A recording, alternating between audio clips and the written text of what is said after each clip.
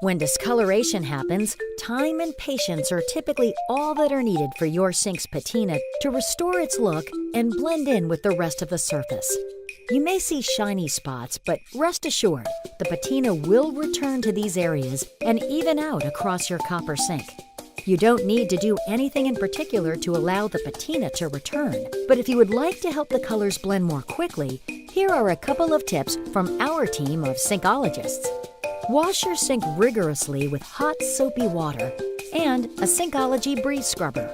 Scrub hard enough to lighten the patina a few shades in problem areas, but be sure not to take the patina completely off. Rinse clean with hot water and dry with a microfiber cloth.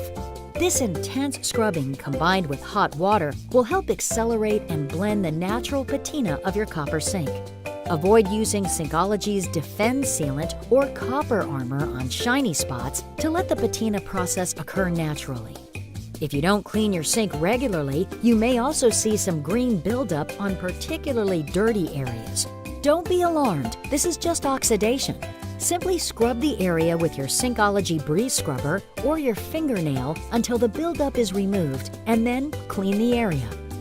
Just follow these simple steps to help restore the natural patina of your Sinkology copper sink.